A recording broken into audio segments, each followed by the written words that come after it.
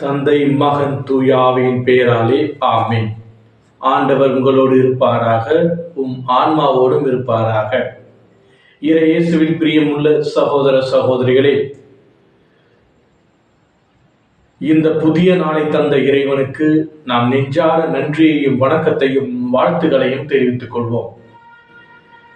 இன்றைய நற்செய்தியானது லூக்கா எழுதிய நற்செய்தி 19வது அதிகாரம் 41 44 முடிய உள்ள வசனம்.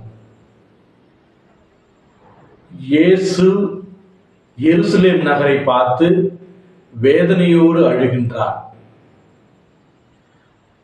இயேசு விவிலியத்திலே 2 இடங்களில் இயேசு அழுததாக கூறப்படுகின்றது. ஒன்று, அவர் லாசருக்காக கண்ணீர் சிந்தி அழுதார்.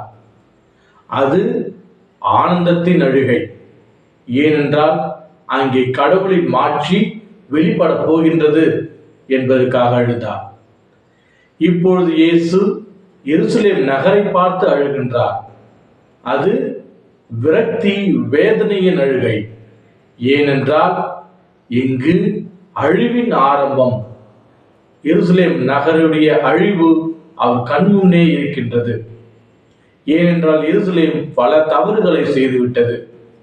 தனக்கு கொடுக்கப்பட்ட இறைவாக்கினர்கள், அரசர்கள், கடவுளின் தூதர்கள், கடவுளின் மகன் என யாரையும் அது ஏற்றுக்கொள்ளவில்லை.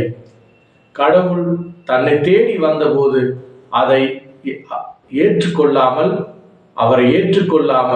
அவரை மறுதலித்தது. இந்த வேதனையான நிகழ்வுதான் எருசலேம் நகரை பார்த்து வேதனையோடு அழுகின்றார்.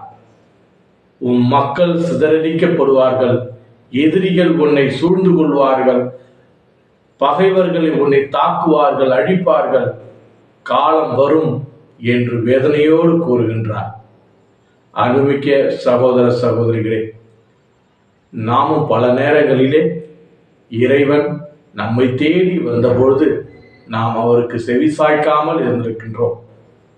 அந்த தருணத்திற்காக மனம் வருந்தி மன்னிப்பை கேட்போம். பாவியாக என்னை தேடி வந்த இறைவனே, நான் உன்னை கண்டு கொள்ளாமல் விட்டிருக்கிறேன். அதற்காக உம்மிடம் மன்னிப்பை வேண்டுகின்றேன். நீ இரக்கம் உள்ளவர், கருணை உள்ளவர், என்றும் என்னோடு இருக்கின்றவர், என்னை அன்பு செய்கின்றவர், என்னை ஏற்றுக்கொள்கின்றவர், என்னை தேற்றும், என்னோடு பயணித்தருளும், எனக்கு துணையாக இரும் என்று நாம் வேண்டிக்கொள்வோம். இறைவனுடைய ஆசீரும் அருளும் என்றும் உங்களை வழிநடத்துவதாக. இந்த புதிய நாளை நாம் சந்தோஷத்தோடு தொடங்குவோம். இறைவனுடைய ஆட்சி நாம் பங்கெடுப்ப முயற்சி செய்வோம். எல்லாம் வல்ல இறைவன், தந்தை, மகன், தூய திரு ஆவி நம் அனைவரையும் ஆசீர்வதித்து வழிநடத்துவதாக. ஆமென்.